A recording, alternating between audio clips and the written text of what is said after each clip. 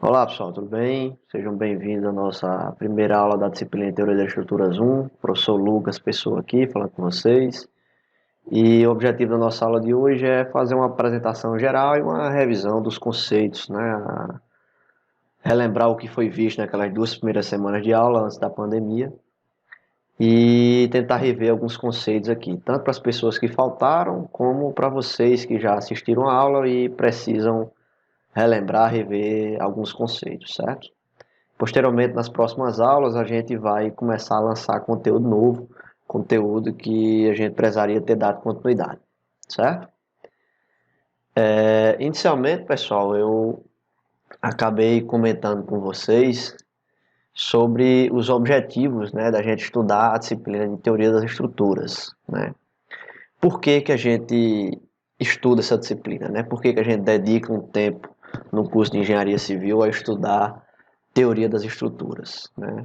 Teoria das estruturas, pessoal, em alguns cursos de engenharia civil também é chamado de análise estrutural.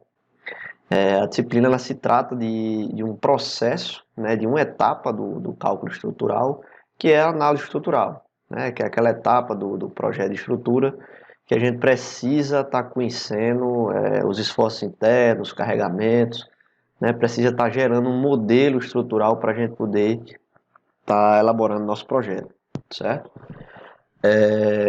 Eu havia comentado que existe basicamente 4 passos para a gente estar elaborando um projeto estrutural, certo? Vou estar descrevendo aqui um pouco sobre eles, né? O primeiro passo, pessoal, para a gente conceber um projeto estrutural, o primeiro passo é o que a gente chama de concepção. A concepção, pessoal, é aquela etapa inicial que a gente vai tratar do problema de uma maneira mais conceitual. A gente vai pegar, por exemplo, um projeto arquitetônico e vai pensar, né, refletir sobre aquele projeto, de qual seria a melhor solução estrutural, onde a gente pode estar fazendo a alocação dos pilares, onde a gente pode fazer caminhamento das vigas, onde a gente pode colocar panos de laje, uma escada, certo? É nesse primeiro momento onde a gente faz essa ideia inicial, onde a gente pensa nas dimensões mínimas, nas possíveis dimensões desses elementos, certo? Então aqui é basicamente um chute inicial, né? A primeira etapa. A gente só pode partir para a segunda etapa a partir do momento que a gente tem uma ideia inicial, um chute inicial, certo? E comentando aqui brevemente, essa concepção ela vai ser, digamos assim, a mais precisa possível, a depender da experiência de quem está projetando, certo? Normalmente, profissionais com mais experiência têm uma facilidade melhor de fazer essa concepção. Profissionais mais recentes, recém-formados, conseguem fazer o projeto, sim, com certeza, mas possivelmente terão uma dificuldade um pouco maior aqui nessa parte de concepção, certo?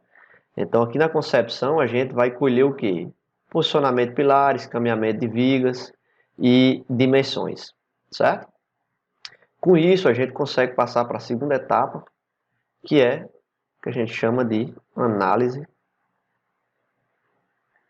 estrutural. A disciplina de teoria de estruturas, ela se concentra exatamente aqui nessa segunda etapa, ok?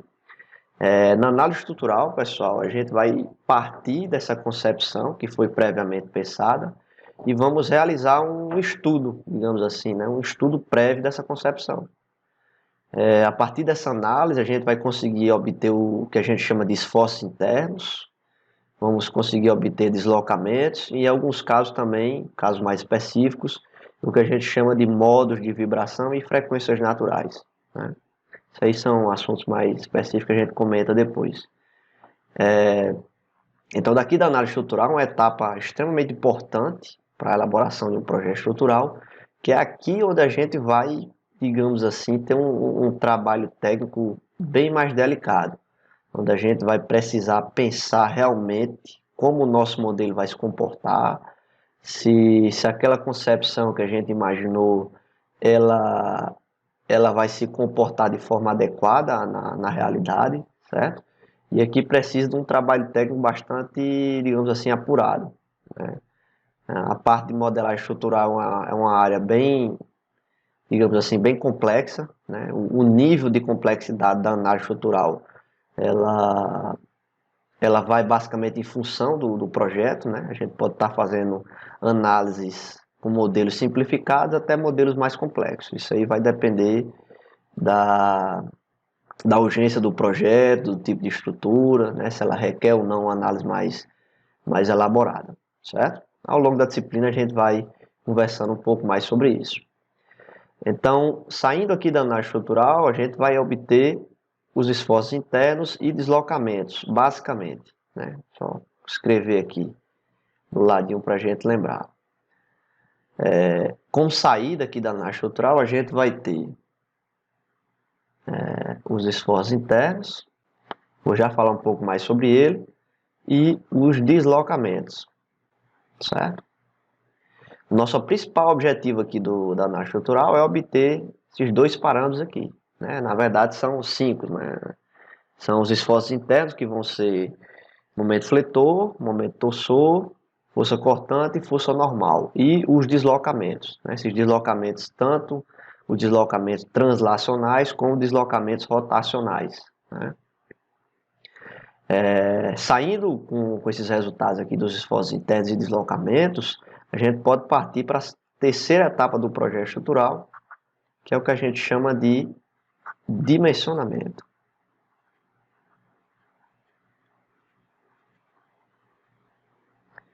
Né?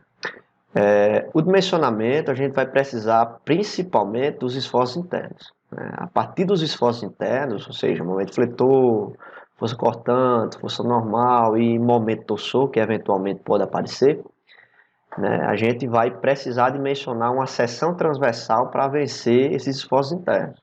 Né? Ou seja, para o caso do concreto, que isso fica bem característico, a gente vai pensar numa seção transversal e vamos calcular uma seção, né, uma área de aço para aquela viga, para aquele pilar, para aquela laje, o que seja, para vencer esse esforço interno aqui, certo? O deslocamento ele não é utilizado diretamente aqui no dimensionamento, mas ele serve para a gente como um parâmetro de verificação, certo? Então, no projeto, a gente não pode só vencer a questão aqui dos esforços internos, isso é o mínimo, né? Na realidade, a gente tem que dimensionar para suportar, ou seja, para a estrutura ficar em equilíbrio, vencer os esforços internos e ao mesmo tempo ter um nível de deslocamento, ou seja, uma deslocabilidade muito pequena, né? Ou seja, uma deslocabilidade tolerável. O que seria isso tolerável? Para cada tipo de análise que a gente está realizando, existe digamos assim, um certo limite. Para a gente, por exemplo, de fazer o dimensionamento de uma viga, existe uma norma específica, que vai estar lá dizendo que, sei lá, não lembro de cabeça agora, mas, por exemplo, para uma viga ela pode deformar, ter um deslocamento máximo, por exemplo, L sobre 300, né? Ou seja, o vão sobre 300, né? Só para a gente ter uma ideia aí de limite de deslocamento. Né? Ou seja, quando a gente fizer o dimensionamento dessa viga, por exemplo, ela não pode deformar, ou seja, ela não pode ter um deslocamento, né, muito maior do que L sobre 300, né, basicamente. Né? Então isso serve como um parâmetro de verificação para a gente. Okay? Então, na etapa de dimensionamento, a gente vai pegar esses esforços internos e escolher uma seção transversal, uma área de armadura para vencer esses esforços. Okay? Então, estando tudo bem alinhado, tudo bem arredondadozinho aqui nessas três etapas, né, e isso aqui eventualmente a gente pode estar indo e voltando, né, ou seja, a gente pode estar aqui no dimensionamento a gente verificar que houve alguma inconsistência, houve algum problema que precisa ser alterada a concepção.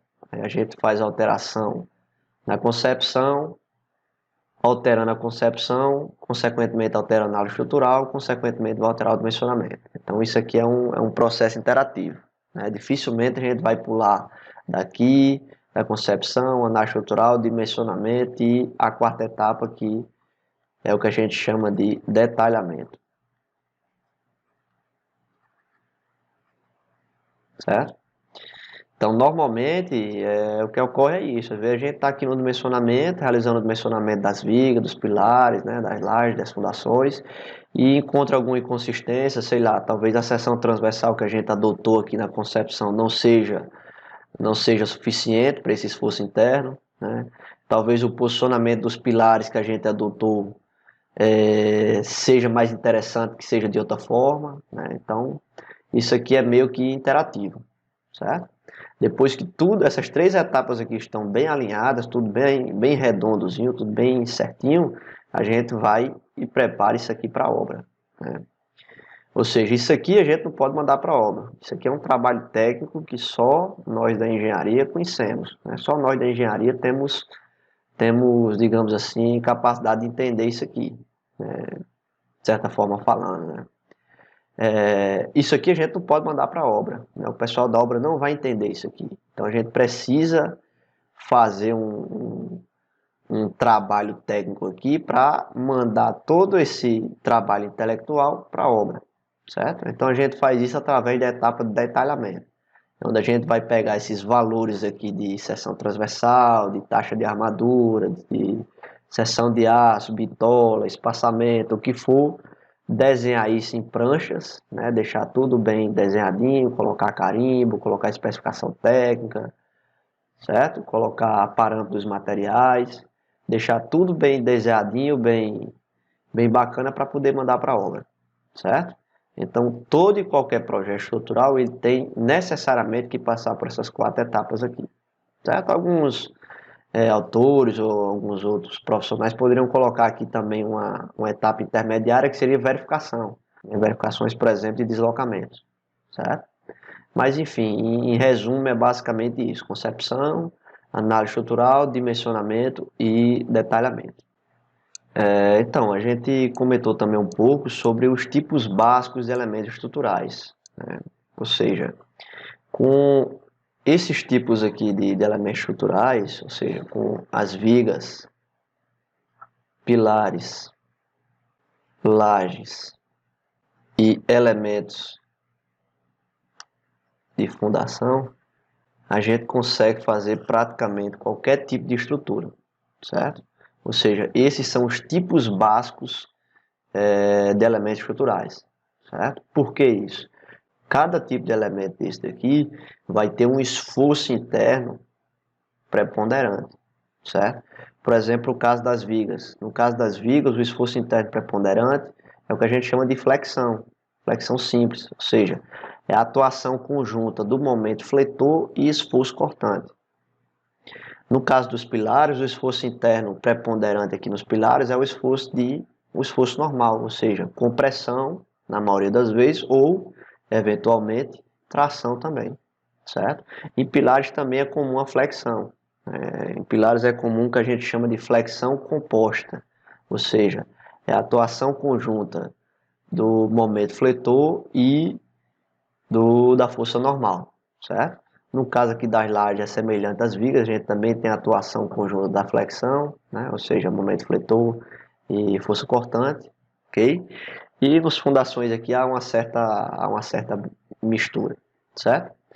Mas, em resumo, a disciplina de Teoria das Estruturas 1, ela vai se concentrar em a gente estar estudando basicamente esses dois tipos de estruturas aqui, certo?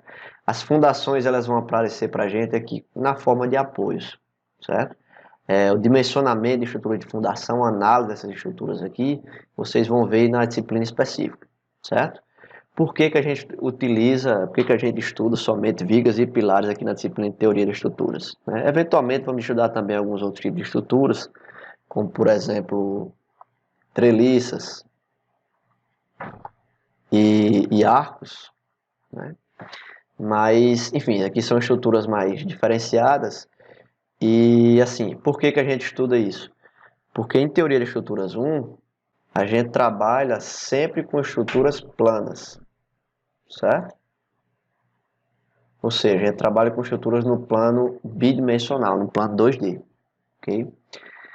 O que isso resulta? No plano bidimensional, ou seja, no plano 2D, no plano XY, certo? A gente só consegue estar representando elementos lineares de barra, ou seja, vigas ou pilares, certo? No caso de lajes, a gente não tem como estar representando estruturas planas, porque laje é uma estrutura tridimensional, uma estrutura que, digamos assim, ela tem um tratamento matemático diferente, o cálculo que a gente realiza para lajes, né, normalmente é o cálculo elástico, baseado na teoria da elasticidade, é um cálculo para placas, né, placas. E esse cálculo ele é um cálculo bem mais complexo, não é simples. Pra vocês terem ideia, normalmente nem é ensinado a análise estrutural das lajes, né, em cursos de graduação.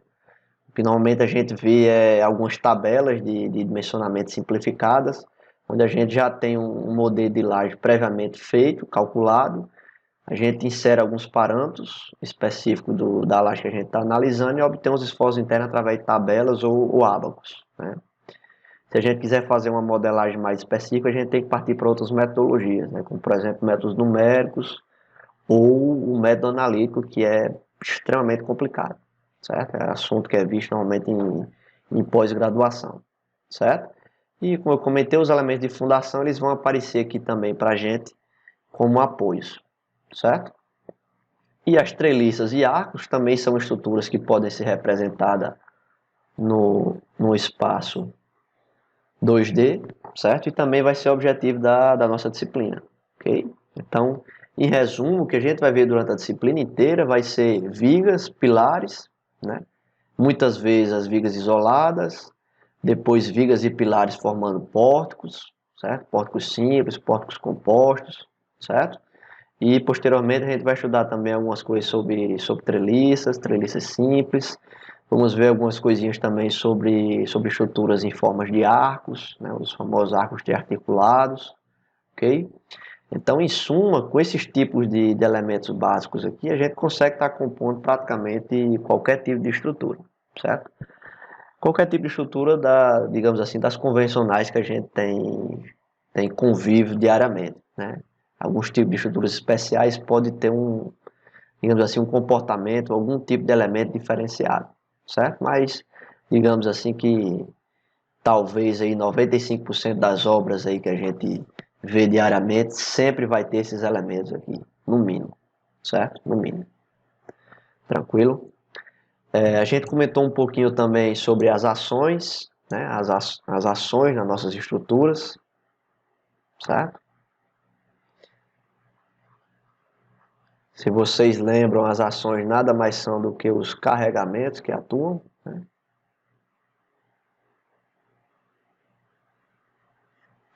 Ou seja, as nossas estruturas elas estão submetidas a carregamentos, né? Durante todo o período, durante toda a sua vida útil, ela vai estar sendo submetida a carregamentos.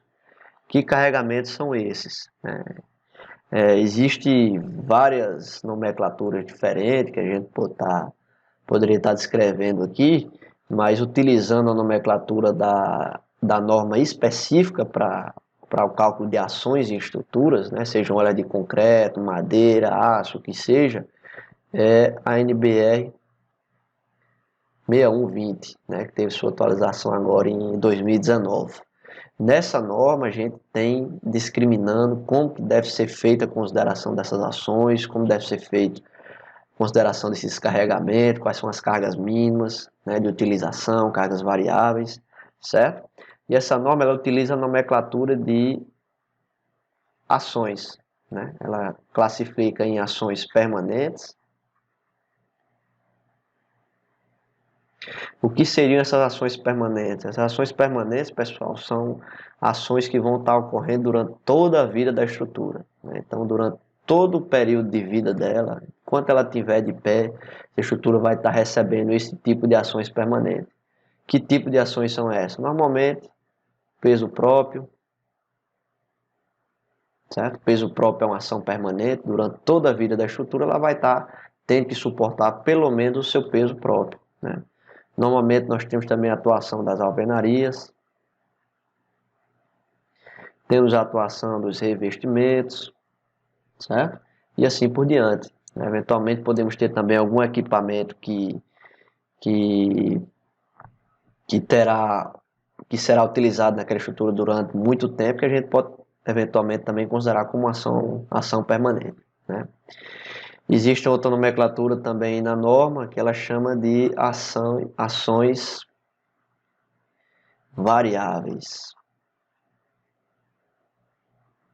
certo?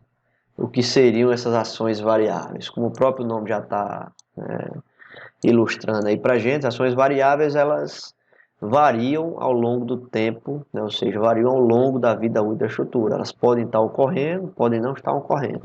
Certo? Exemplo disso, uma ação variável bem didática aqui de representar para a gente é o vento. Né? O vento é uma ação variável, bastante assim, recorrente, sempre está ocorrendo o vento, mas assim, ele ocorre de maneira com intensidade diferente.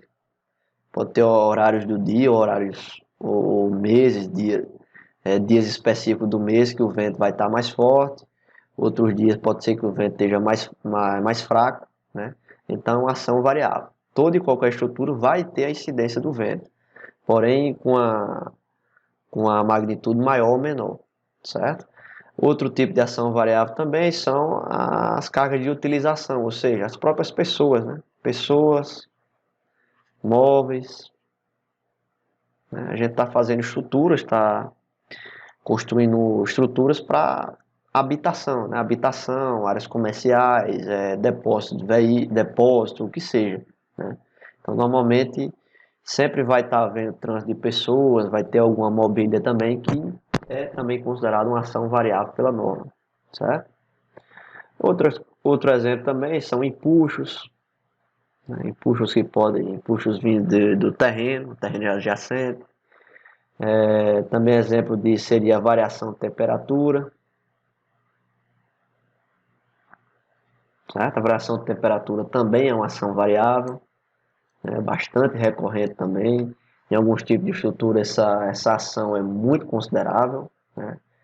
É algo que é muito preponderante, okay? Em alguns tipos de estruturas. Normalmente nas estruturas recorrentes, estruturas mais usuais, isso aqui não influencia muito não. Mas alguns tipos de estruturas, isso sim vai ter uma grande influência sim, a variação de temperatura, certo?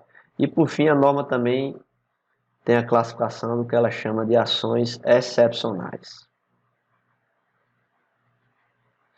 Essas ações excepcionais são ações que vão ocorrer normalmente pouquíssimas vezes ou quase nunca, né, digamos assim, ao longo da vida útil da estrutura, né, como por exemplo, explosões, né, eventualmente a depender do tipo de estrutura, como por exemplo galpão de depósito de material combustível, né, depósito de fogos artifícios, postos de combustíveis, por exemplo, a depender da estrutura, depender do local que o elemento estrutural esteja inserido, talvez seja prudente também considerar uma ação vinda de, por exemplo, uma explosão, né? Isso não é algo muito longe da realidade, não, né? Outra coisa que pode estar acontecendo também, isso aqui é bem mais recorrente, que é o choque de veículos, né? Em caso de estacionamento, né, normalmente aqueles pilares ali próximos das rampas de estacionamento, é interessante fazer uma consideração também de choque de veículos, né, uma carga que a gente considera simulando que um veículo venha acidentalmente bater naqueles pilares, né? Isso aí também pode estar acontecendo. Então, assim, as ações vão ser cargas, né, carregamentos que vão estar acontecendo aí na nossa estrutura, que a nossa estrutura precisa resistir de forma satisfatória, né? Então, só para a gente ter uma ideia geral aí do que seriam esses carregamentos, né? E só relembrando também um pouco, esses carregamentos eles podem aparecer de diversas formas, né? Eles podem aparecer na forma de força concentrada, né? Representada pela setinha, forma de força distribuída, né? Um conjunto de setinhas distribuído ao longo de um comprimento, certo? Enfim, pode ter uma distribuição qualquer, ok? Pode aparecer também na forma de momento fletor, né? Momento fletor é aquele esforço que vai estar causando um giro, né? Só recapitulando aí para alguns que talvez não estejam lembrando ainda, né? Mas a diferença básica de uma força, né, é que as forças elas causam movimentos de translação. Ou seja, quando eu aplico uma força em um ponto, se eu tenho um objetozinho aqui e aplico uma força sobre ele, né, se ele estiver no espaço, esse objetozinho ele vai caminhar infinitamente, né, caso não exista nenhuma ação contrária, ou seja, não existe nenhuma reação. Se eu colocar uma reação contrária aqui, esse objeto ele vai parando até que essa ação seja pelo menos igual a essa. Quando essa ação for igual à reação, o objeto permanece parado, certo? Então, força são, digamos assim, uma ação que causa movimento de translação. Ao contrário, o momento fletor, né, ações, os esforços do tipo momento, eles causam movimentos de rotação, certo? Então, essa é a principal diferença de força e momento, né? Então, se eu tivesse mesmo bloquinho aí e aplicar uma força, né, em um certo ponto, que terá um braço de alavanca aqui de um determinado ponto, né, a gente sabe que momento fletor é igual a força vezes o braço de alavanca, certo? Então, imaginando aqui esse cubo, né, esse quadradinho, se a gente aplicar essa força nesse ponto e imaginando esse ponto aqui, essa força vai causar um giro no sentido horário, né, vai causar um giro tentando rotacionar esse quadradinho em torno desse ponto, certo? Então, novamente, força causa um movimento de translação e momento causa um movimento de rotação. Então, essa é a principal diferença aí que vocês precisam estar cientes. No mais, alguma outra coisa aí que for necessário, eu vou explicando para vocês ao longo da disciplina. A gente comentou também que o que a gente vai estar estudando aqui durante a disciplina vão ser sempre análises estáticas, certo? Eu acho interessante deixar isso aqui claro para vocês, porque existe dois tipos de análise, né? O que a gente chama de análise estática e existe também a análise dinâmica. Ou seja, na análise estática a gente vai estar interessado em calcular os esforços, calcular o equilíbrio da estrutura para ela permanecer parada, certo? Na análise dinâmica a gente sabe que alguns tipos de ações, como por exemplo a ação do vento, né, ela pode estar gerando um certo tipo de ação, um certo tipo de fenômeno, uma certa turbulência nas edificações, que essa turbulência vai gerar efeitos dinâmicos, né? Vai gerar vibrações, que essa vibração pode sim ser muito significativa e pode ditar o dimensionamento daquela estrutura, certo? Como por exemplo estruturas de grande porte. Esses edifícios verticalizados que a gente vê aí em certos locais, né, de grande porte, de grande altura, normalmente acima de 100 metros, né, 100 metros de altura, normalmente eles precisam passar por uma análise tanto estática como também uma análise dinâmica, né? A gente precisa entender qual é o comportamento daquela estrutura frente a ações dinâmicas, certo? Mas não se preocupe que por enquanto a gente não vai tratar sobre isso. O que a gente vai tratar a priori é sempre sobre análises estática, certo? A análise dinâmica é um assunto um pouco mais complexo, normalmente é visto em assuntos de pós-graduação. Outra coisa que a gente estudou também foram os tipos de apoios, né? Foram os tipos de apoios. Se vocês lembrarem bem, a gente precisa de apoio para servir exatamente de reação. Foi aquele caso que eu quis comentar para agora, né? Se eu tenho um quadradinho aí, tá? Supondo um objeto aí qualquer, e aplico uma força externa sobre ele, né? Ou seja, uma ação externa sobre ele vai tender a se movimentar infinitamente, né? Isso iria acontecer se ele estivesse no espaço, né? No vácuo do espaço. mas imaginando que esse objeto está na Terra, em algum local na Terra, haverá alguma força de reação, né? Nem que seja uma força de arrasto do vento, por exemplo. Mas, supondo isso, né? Se a gente aplicar essa força, esse quadradinho tenderia a se mover infinitamente. Como isso não acontece, a gente precisa estar inserindo apoios, né? Ou seja, restrições a esse movimento, né? Nesse caso aqui, um movimento na horizontal, né? Que nada mais são do que reações. Esse objeto ele só vai permanecer parado se essa reação for pelo menos igual à ação, certo? Então aqui a gente tem uma ação e aqui a gente tem uma reação, ok? Esse objeto ele só vai permanecer parado se, chamando aqui F1 e F2, se F1 for igual a F2. Caso contrário, se F2 fosse menor do que F1, o que iria acontecer era apenas uma diminuição da aceleração desse objeto aqui, certo? E para isso que servem nossos apoios, para servir de reação para nossas estruturas. Nossas estruturas, né, pelo menos no escopo da engenharia civil, elas todas se encontram no chão, né, assentes no solo. Então, na grande maioria das vezes, o que serve de reação aqui para a gente é o próprio solo, certo? É o próprio solo, ok? Então, diante disso, né, a gente precisa estar definindo aqui alguns tipos de apoio para a gente começar a estar realizando a modelagem aqui do nosso problema, ok? Se vocês lembrarem aí das primeiras aulas, a gente comentou que existem 3 tipos de apoios básicos para a gente começar nosso estudo aqui na isostática, né, na teoria de estruturas 1. Nesses apoios aqui, é o que a gente pode estar chamando de apoio de primeiro gênero, certo?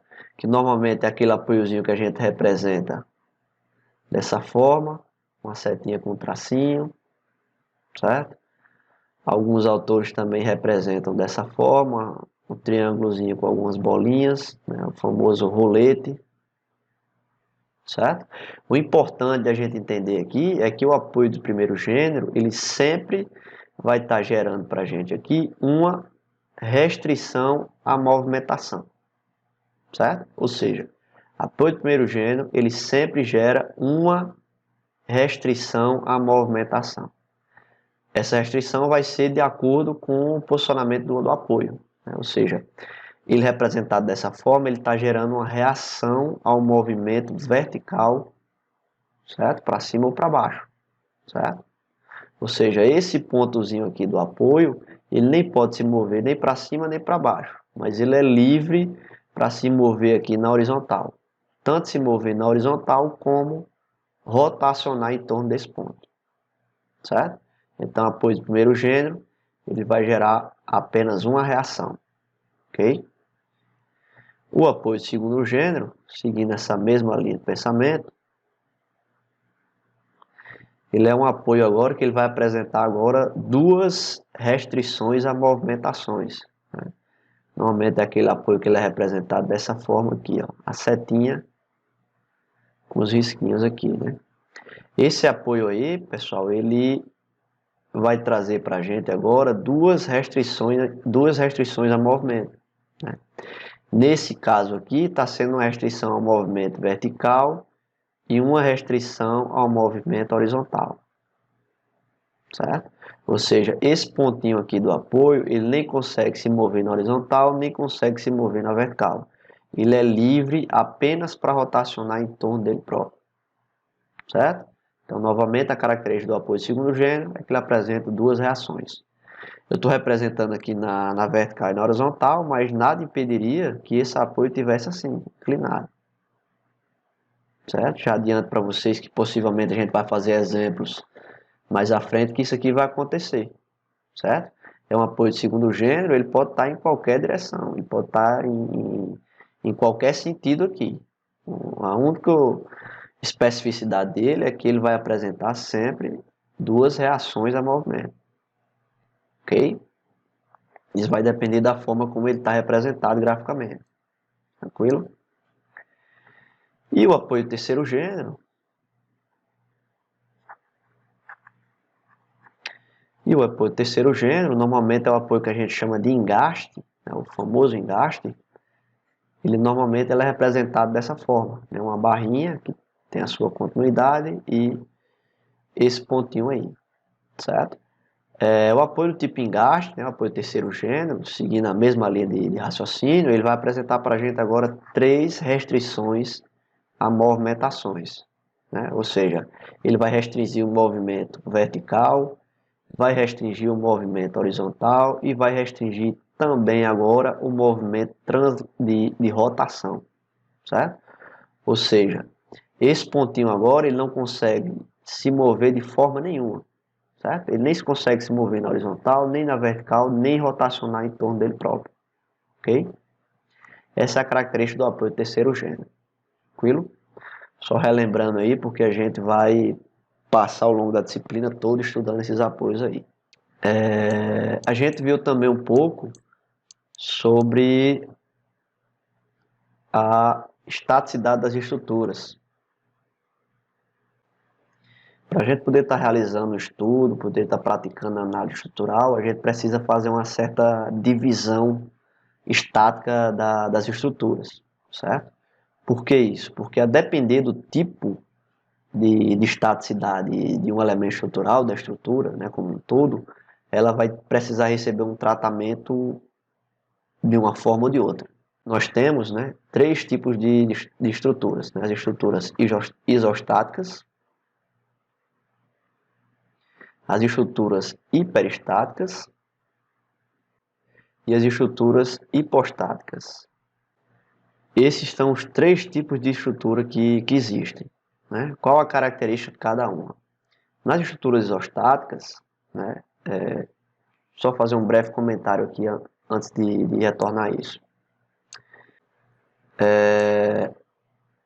Para a gente manter o equilíbrio de uma estrutura, a gente precisa fazer com que todas as reações, né, ou seja, todas as ações presentes naquelas estruturas, elas encontrem uma reação.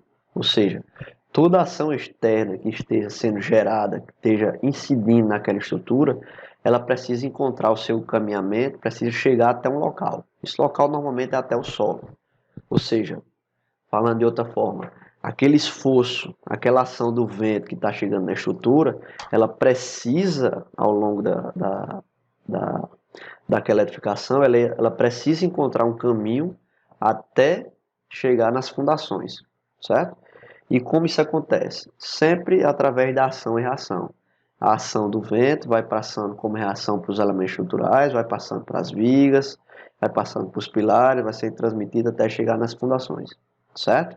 Para essa estrutura permanecer parada, a gente precisa, conforme eu comentei aqui anteriormente, a gente precisa sempre estar tendo a ação externa e precisa ter uma reação para permanecer, para fazer com que esse elemento ele permaneça parado.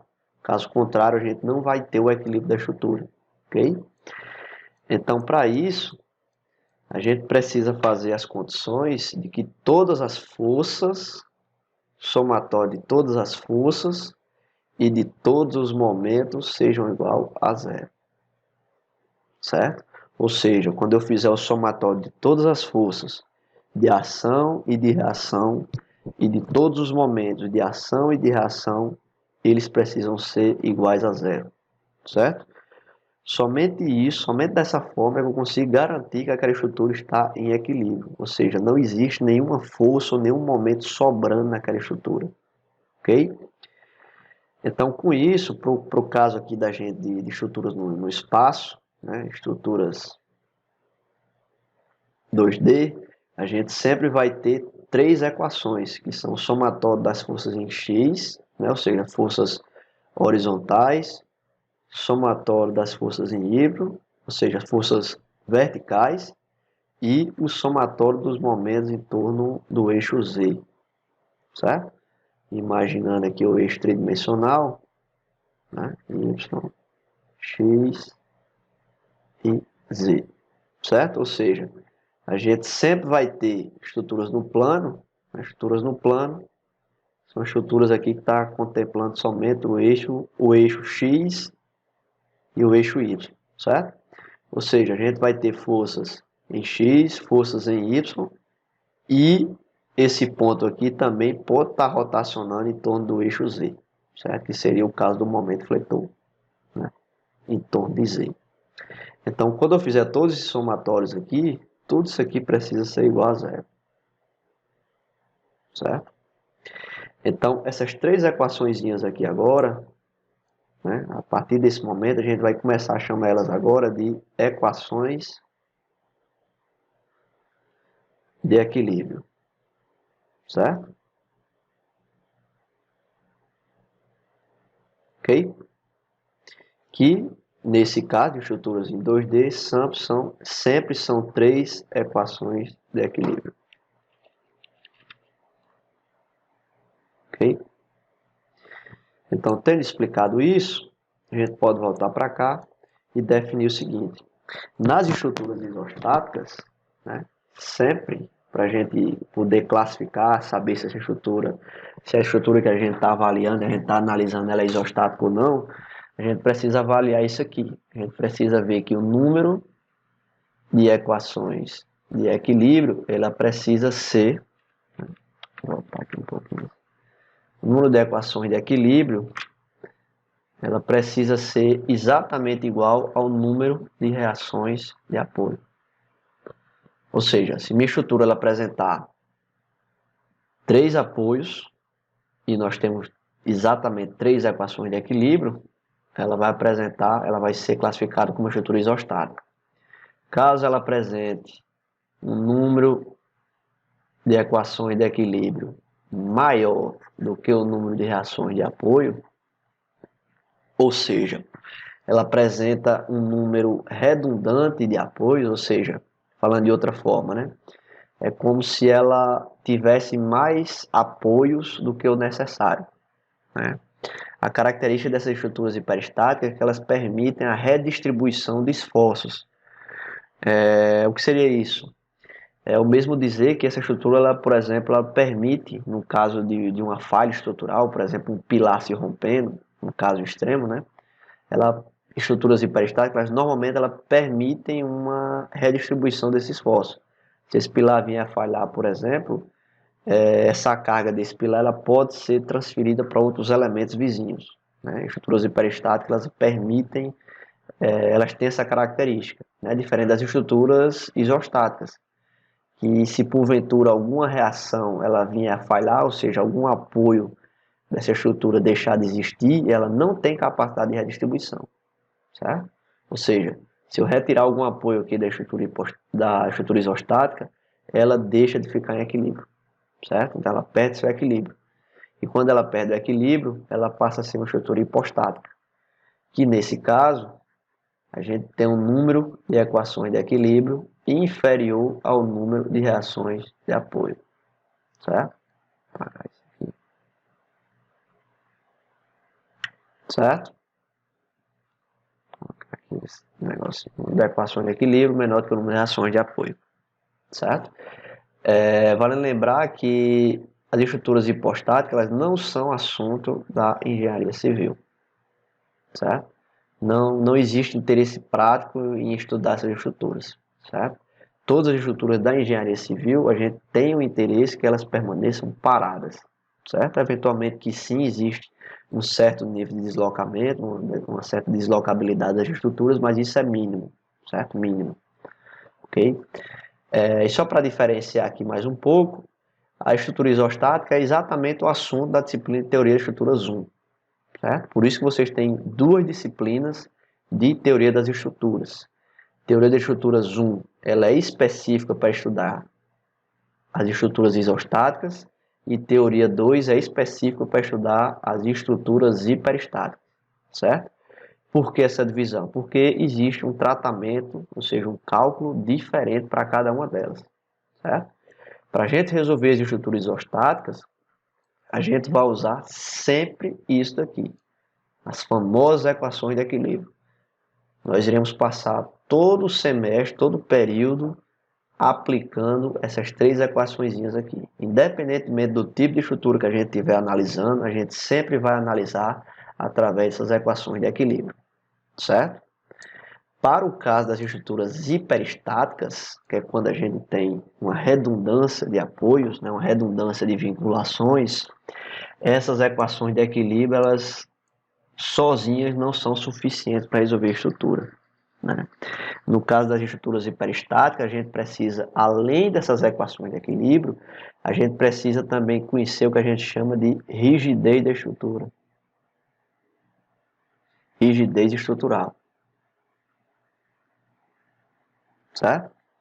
Ou seja, nas estruturas isostáticas, a rigidez da minha estrutura, ela não tem influência nenhuma. O que seria essa rigidez? Isso aqui é um assunto que vocês vão estudar bastante na próxima disciplina, mas só para a gente comentar aqui brevemente, a rigidez estrutural está basicamente ligada ao material da estrutura, né? Esse material pode ser concreto, pode ser o aço, pode ser madeira, e o material e a seção transversal do elemento.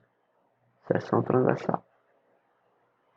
Ou seja, falando de outra forma ainda, né, de outra perspectiva, o material, normalmente a gente está interessado no que a gente chama de módulo de elasticidade, e a seção transversal, e algumas vezes a gente está interessado aqui na inércia da seção transversal, pode ser a área, pode ser a inércia polar, certo?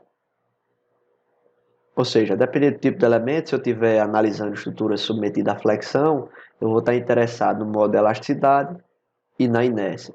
Se eu estou avaliando estruturas que estão submetidas a cargas axiais, né, compressão ou tração, é a minha rigidez relacionada ao modo de elasticidade e a área da seção transversal, certo? Se eu estou analisando estrutura sujeita a esforço de torção, eu vou estar interessado, da mesma forma, né, no modo de elasticidade. Ou seja, quando eu estou analisando uma estrutura isostática, a rigidez dela, ou seja, o material, a seção transversal dela, ela não importa para a gente, certo? A gente vai ver que tem alguns momentos aí que vamos estar utilizando o F-Tool, né, aquele softwarezinho que a gente utiliza para análise estrutural, que independentemente da seção transversal, independentemente do material que a gente colocar lá nele, a gente vai ver que sempre vai dar o mesmo resultado, para o caso, né, de estrutura isostática. Se a gente estiver trabalhando com estrutura hiperestática, essa rigidez ela vai influenciar e muito, ok? Mas isso aqui vocês vão ver com mais detalhe na disciplina de Teoria 2. Eu havia comentado com vocês também sobre os esforços internos, né? São as ações internas que vão estar sendo transmitidas através dos elementos estruturais, né? Os esforços internos, que também é algo que a gente vai discutir bastante ao longo da disciplina, é o que a gente chama de momento fletor, momento fletor,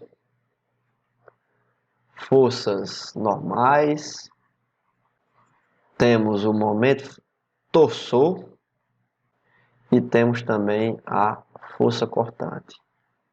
Certo? Se vocês perceberem aí, a gente vai falar muito aí de força e momento, certo? Durante toda a disciplina, o que a gente mais vai estar discutindo é sobre isso, né? Diagrama de esforços internos, né? Ou seja, os esforços internos que existem são esses, né? Esses quatro tipos aí. Dois do tipo momento fletor e momento torsor, e dois do tipo força, ou seja, força normais e força cortante, ok? O que seria isso, né? A nossa estrutura, ok, pessoal? A nossa estrutura, por exemplo, aqui um caso pega um exemplo bem simples aqui, um caso de uma viga, certo? Essa viga, supondo que ela vai estar submetida a uma ação externa, certo? Essa ação externa é o que a gente tinha comentado há pouco tempo atrás, certo? Essa ação externa, ela precisa ser transmitida através dessa estrutura, ou seja, através dessa viga, até chegar nos apoios, né? Ou seja, essa ação, ela precisa ser transmitida até encontrar a sua reação, que nesse caso, são esses dois apoios aqui da viga, certo? Para ela fazer isso, a gente precisa definir os esforços internos. Esses esforços internos são esses que a gente acabou de comentar, e eles vão se distribuir ao longo dessa peça, ok? Ou seja, se a gente fizer uma seção imaginária, se a gente cortar uma seção transversal de um elemento de vila como esse, né, pode estar havendo atuação de forças aqui, né, do tipo força cortante, pode haver atuação aqui de força normal, certo? Pode haver atuação de um momento fletor, pode haver também a atuação do momento torsor, certo? Essas indicações aqui, se vocês já não tiverem visto, né?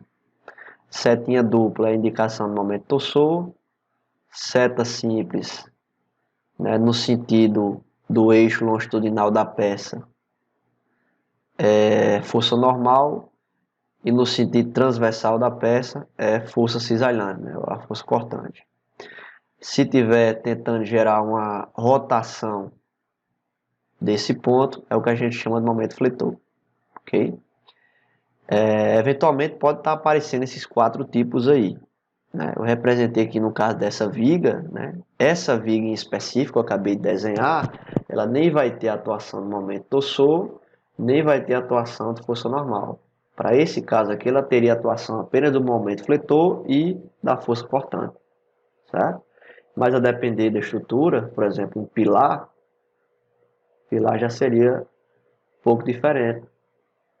Se eu tiver a estrutura de um pilar, ele normalmente vai estar submetido a uma força de compressão, certo? Se eu fizer esse mesmo corte transversal aqui e analisar a seção dele, né, eu vou ver que vai existir uma força normal aqui, ó, uma força normal atuante aqui nesse pilar, certo? E eventualmente também pode aparecer momento fletor, né? Nos pilares é muito comum também a atuação do momento fletor, ok? Certo? Então esses esforços internos eles podem estar aparecendo isolados, que normalmente é mais difícil, né? E na grande maioria das vezes eles vão estar aparecendo em conjunto. Cada tipo de elemento estrutural vai ter uma atuação, digamos assim, majoritária ou minoritária de algum desses tipos de esforços aqui. Tranquilo? O momento torsor, ele é o, digamos assim, o bicho-papão aqui da gente, né? Normalmente vocês vão ver, vocês vão perceber quando vocês estiverem estudando dimensionamento de estrutura, que o momento torsor a gente costuma tentar fugir dele, né? É um cálculozinho mais chato, os modelos os modelos de dimensionamento são um pouco mais imprecisos, digamos assim, e é um pouquinho mais chatinho da gente trabalhar com ele. E só complementando também, esses esforços internos aqui, nos finalmente, né, quando a gente estiver lá na parte de dimensionamento estrutural, tudo isso aqui vai ser transmitido em forma de tensões internas, certo? Ou seja, tanto esse momento fletor e forças normais vão ser diluídas em tensões normais. Momento torsor e força cortante vão ser diluídas em tensões cisalhantes, certo? Só escrevendo aqui tensão normal e o tal é tensão cisalhante, certo? Se tivermos uma atuação pura, certo? Vamos voltar aqui ao primeiro caso. Se a gente tiver a atuação pura do momento fletor,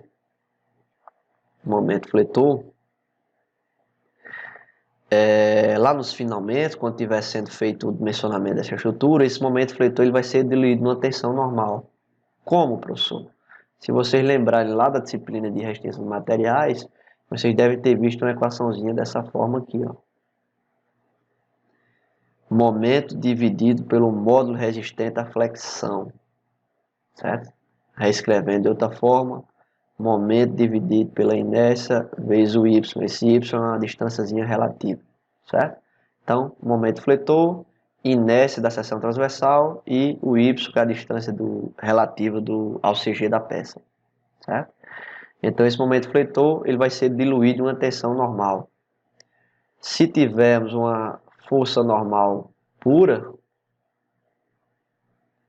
né? A gente sabe da equaçãozinha bem simples lá da resistência dos materiais, simplesmente a força normal dividido pela área da seção transversal, certo? Então, esses dois esforços internos aqui vão ser diluídos em tensões normais. Os dois esforços internos restantes, né, momento torsor,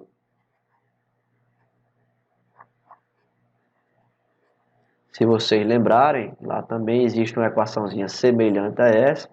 No lugar do momento fletor tem um momento torsor, dividido pelo módulo resistente à torção, que seria para a gente também aqui o J, né?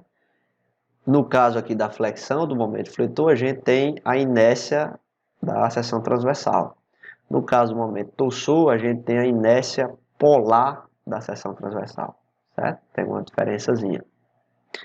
E vai ter também o mesmo parâmetrozinho aqui semelhante a esse y, né, que é a distância relativa ao CG da peça, certo? E da mesma forma, se tivermos aqui uma atuação pura da força cortante, da mesma forma essa equação aqui, né, força cortante, normalmente a gente representa por V, vai ser a força cortante dividido pela área da seção transversal, certo? Então, só fazendo aí um resumo geral. Essas ações externas, as ações externas vão incidir na estrutura, elas precisam encontrar um sistema de reação, e para fazer esse sistema de reação, elas vão sendo distribuídas através dos esforços internos. Tranquilo? Esses esforços internos, para serem, digamos assim, palpáveis do ponto de vista de dimensionamento, eles precisam ser diluídos em tensões, né? Em tensões normais e tensões cisalhantes. Tranquilo? Isso aqui vocês já devem ter visto bastante lá na disciplina de resistência de materiais. Se ainda não viu, em algumas disciplinas futuras vocês vão ter oportunidade de revisar e pode dar uma estudada em casa também. É um assuntozinho bacana de ser estudado. Certo? E para finalizar também, a gente acabou estudando algumas coisinhas também relacionadas às equações fundamentais da estática, né? Eu fiz uma apresentaçãozinha também, né, uma dedução de fórmula. O que seria isso? Existe uma certa relação, né, existente entre momento, fletor, força cortante e carregamento, certo? Existe uma certa relação entre esses esforços aí, essas ações, que elas vão ser muito úteis para a gente ao longo da disciplina, certo? Elas vão servir, digamos assim, como uma ferramenta para estar auxiliando a gente em alguns momentos específicos, certo? Eu já havia deduzido dessa forma para vocês, eu acredito que quem participou da primeira aula já tem isso aí no caderno, mas eu vou fazer novamente aí só para vocês relembrarem, certo? Vamos primeiro aqui supor, né? Pode ser qualquer elemento estrutural, isso aqui é válido, certo? Mas vamos supor que um elemento bem simples, um elemento mais simples, uma viga, certo? Uma viga biapoiada, pode ser qualquer configuração. Essa viga ela vai estar no plano tridimensional, ou seja, o eixo dessa viga ela vai estar inserida no eixo X e temos um eixo aqui vertical, que é o nosso eixo Y, certo?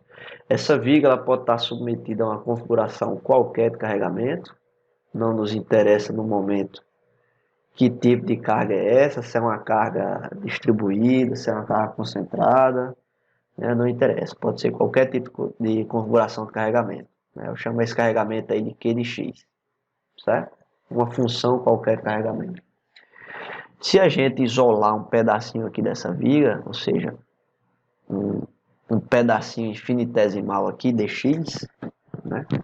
Se a gente puder dar um zoom nele, né? Eu desenho ele aqui do lado, certo? Quadrado, um quadrado. que vai ter uma largura dx, certo? E aqui um detalhe, essa carga, pessoal, ela pode ter uma configuração qualquer aqui desse carregamento, certo? Porém, como a gente está analisando apenas uma fatia dele, um pedacinho infinitamente pequeno, ou seja, um pedacinho infinitesimal dx, é como se a gente tivesse só uma fatiazinha bem pequena. Então, a mesma coisa da gente analisar, independentemente da configuração desse carregamento, como ele está numa distância infinitesimal, esse carregamento ele acaba, por fim de simplificação, acaba se tornando um carregamento distribuído, certo? Essa simplificação aqui ela é bastante válida, independentemente da forma. Se é um carregamento trapezoidal, se é uma parábola, o que for, certo? Como a gente está analisando um pedaço infinitesimal, como é um trecho muito pequeno, isso aqui se comporta como uma carga distribuída, certo? Então, isso aqui seria o que a gente chama de QX, que é uma função Q de x, certo? Para a gente simplificar um pouco isso aqui, a gente pode concentrar esse carregamento, certo? Eu vou apagar ele aqui para não ficar muito poluído,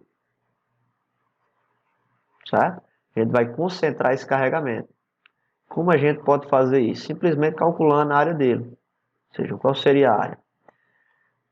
Se a gente tinha o carregamento Q de x, certo?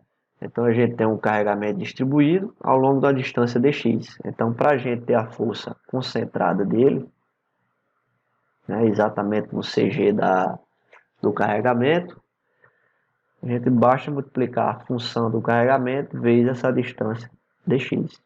Certo? Como ele está distribuído aqui ao longo de dx, a gente multiplica por dx para ter a força concentrada. Okay?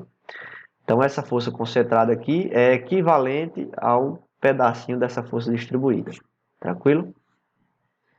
O que é que a gente tem mais de força aqui? Né? Se a gente fizer, como a gente está analisando um corte da seção transversal, olhando aqui tudo que vem à direita, né? Ou seja, não, à esquerda da seção transversal, a gente vai ter a atuação de uma força cortante, que eu vou chamar ela de Q, certo? E vamos ter também a atuação do momento fletor. Está chamando ele aqui de M. Ok? Então, se eu cortar a célula aqui e olhasse tudo que está vindo aqui da esquerda, eu vou ter essa reação de apoio e o carregamento, que ela vai sendo distribuída, vai sendo compensada até chegar aqui como uma força cortante qualquer, né? Que não me interessa ainda seu valor. Da mesma forma, como eu vou ter uma reação de apoio e o carregamento, essas ações aqui vão ter um braço de alavanca, né? Vão ter aqui um braço de alavanca em relação a esse ponto, né? Essa distância aqui do dx, e esse braço de alavanca vai acabar gerando um momento fletor. Então, pelo menos o momento fletor e a força cortante eu sei de certeza que está atuando aqui. Tranquilo? A uma distância dx, a partir desse pontozinho aqui, o ponto à esquerda, eu vou ter também, né, para poder permanecer o equilíbrio dessa estrutura aqui, eu vou ter que ter um esforço cortante ao contrário, né, no sentido contrário, que ele vai ser de Q mais algum incremento aqui desse esforço cortante, né? Isso para poder vencer o carregamento distribuído, certo? Da mesma forma, eu preciso ter um incremento aqui de momento fletor, vai ser meu M mais dm, certo? O dm, opa, desculpa, aqui é dq, certo, pessoal? Aqui é dq, certo? Então, dm e dq são operadores infinitesimais do momento fletor e da força cortante, certo? Então, analisando aqui o equilíbrio desse pedacinho infinitesimal, a gente tem isso daí, certo? Então, aplicando as equações de equilíbrio, né, fazendo o equilíbrio estático desse elemento aqui,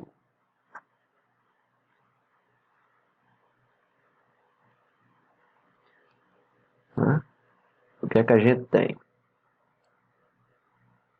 Fazendo o equilíbrio desse elemento, deixar aqui na posição bacana de ver, pronto. A gente poderia começar fazendo o somatório das forças em X, né? Só que se a gente visualizar aqui, a priori não tem nenhum carregamento em X, certo? Então, o somatório de todas as forças em x seria zero, certo? Já de cara.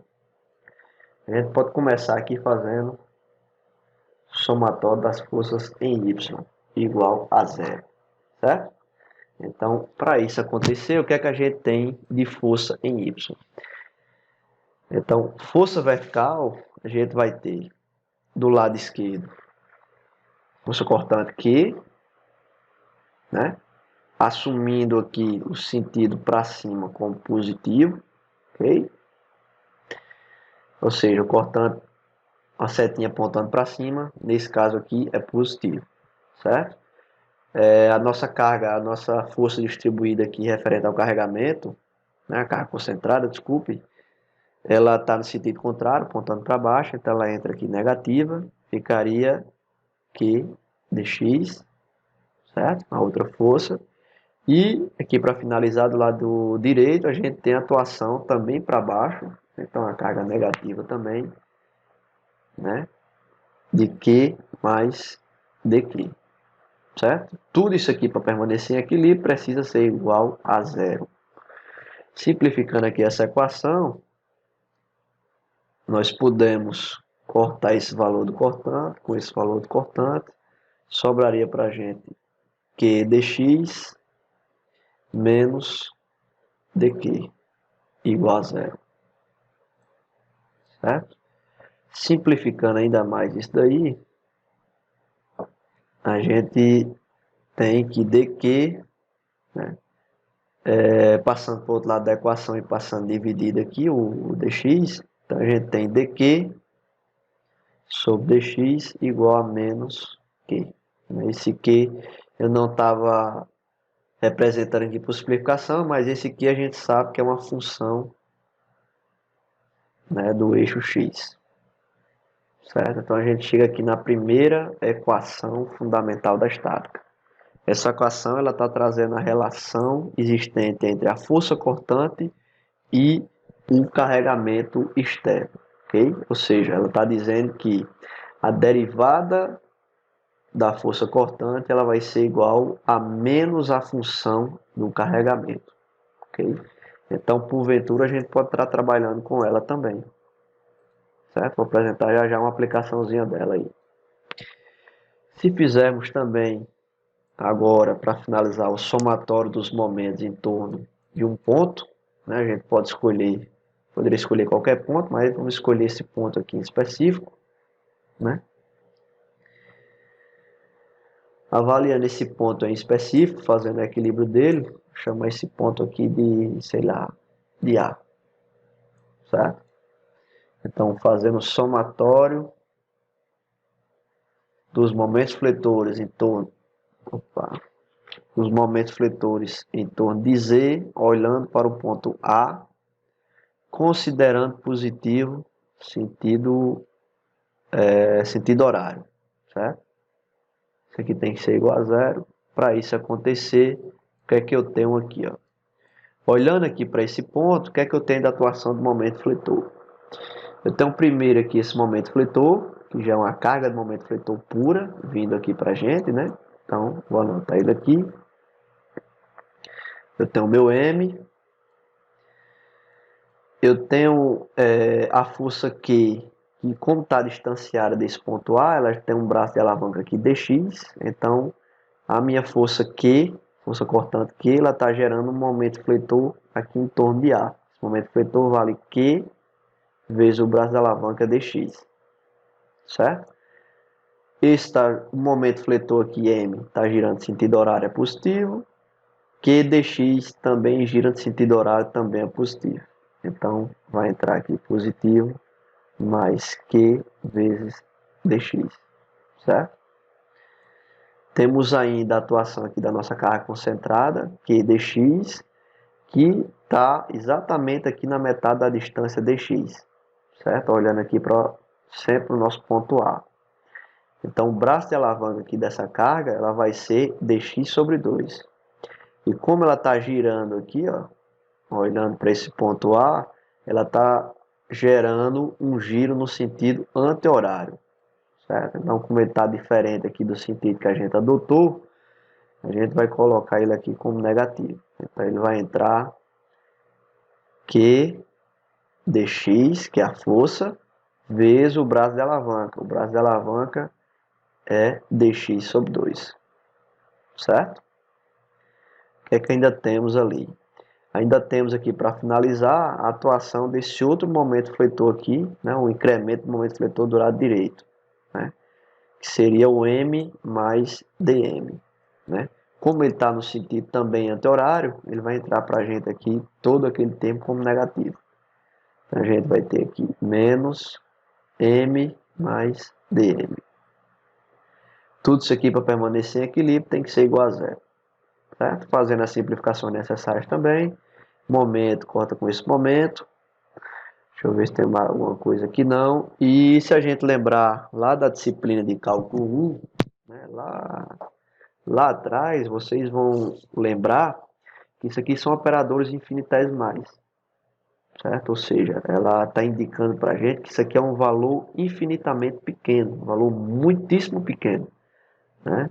Então, quando a gente tem um número muito pequeno multiplicando outro número muito pequeno também, isso aqui vai gerar um valor, né, também pequeno ao ponto de vista da gente poder considerar, a gente poder desconsiderar ele. Né? Então, esse termo aqui para a gente ele é zero, certo?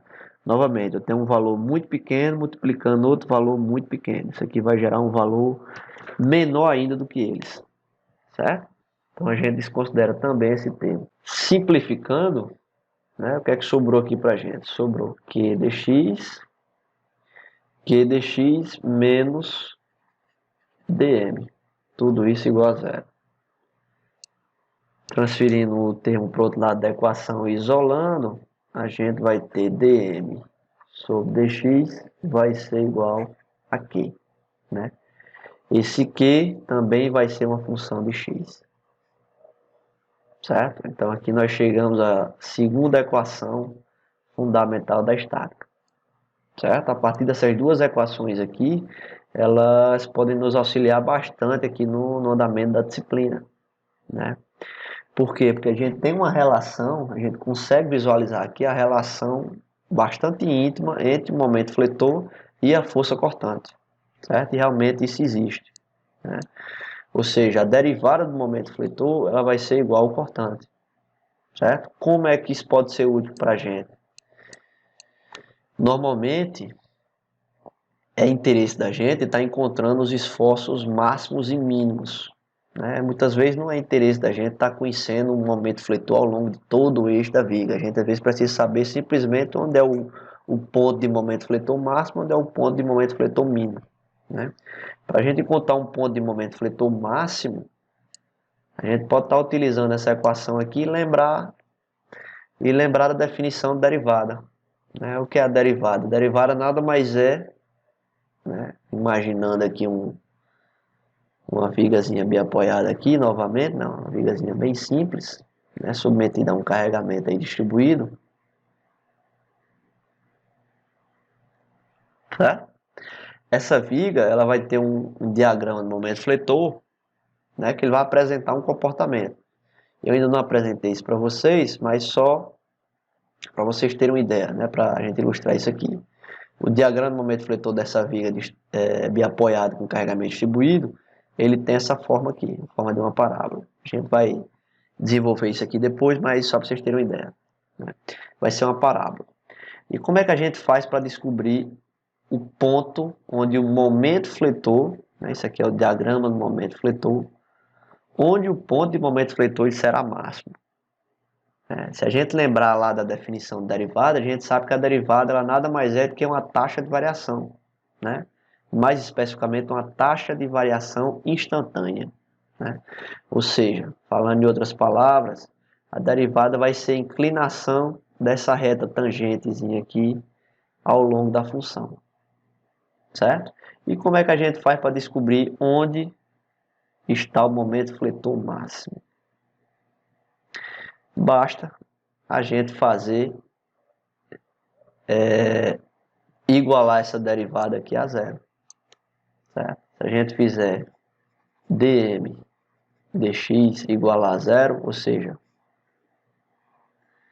A gente está dizendo que a taxa de variação em um certo ponto vai ser zero. O que é que eu estou querendo dizer isso? Estou querendo dizer, trazendo um zoom aqui desse ponto, que quando a derivada ela tiver uma taxa de variação exatamente zero, ou seja, vai chegar a um certo ponto aqui dessa função, onde essa retazinha tangente ela vem diminuindo, diminuindo, diminuindo sua inclinação, ela vem, tem uma inclinação aqui, outra inclinação, vem diminuindo, diminuindo, até essa inclinação ser zero, certo? Quando isso acontece, a gente tem um ponto de máximo. Esse ponto de máximo para a gente aqui vai ser o nosso ponto de interesse, que é o ponto de momento fletor máximo, certo? Então, bastando relembrar aqui a definição do derivado. Ou seja, então, o ponto de momento fletor máximo, de acordo com essa equação, sempre vai ser quando o nosso esforço cortante é nulo. A gente vai ver também que isso é sempre verdade, né? O diagrama de esforço cortante dessa viga aí, biapoiada, ele tem mais ou menos essa cara aqui. E exatamente no ponto onde o momento fletor ele vai ser máximo, o nosso diagrama de esforço cortante ele vai ser igual a zero, certo? Existem algumas propriedades, alguns detalhezinhos como esse, que a gente pode estar colhendo através dessas equações, certo? Vocês vão entender isso em mais detalhe quando a gente começar a fazer uns exemplos práticos, beleza? Tranquilo? E assim, para essa aula de hoje, para não ficar muito extensa, a gente vai finalizar por aqui. Nas próximas aulas eu vou estar fazendo uma aplicação prática disso aí. Eu acredito que isso já deve estar batido para muita gente, muitos de vocês já sabem disso aí. Inclusive, eu acredito, salvo engano, que eu até passei um exercício para vocês entregarem, né? Mas esse exercício eu vou deixar para a próxima semana, certo? Essa primeira semana fica aí de revisão para vocês. Vou passar uma listazinha de exercícios aí bem básica, né? Vai estar aí no portal do Google Sala de Aulas. Fiquem sempre ligados aí no portal, que eu vou estar me comunicando com vocês através dele. E até a próxima, certo? Qualquer dúvidas, estarei disponível aí no horário das nossas aulas síncronas, tranquilo? Os horários vão estar disponíveis aí no mural do Google Sala de Aula, certo? Até a próxima e qualquer coisa podem estar em contato. Até mais.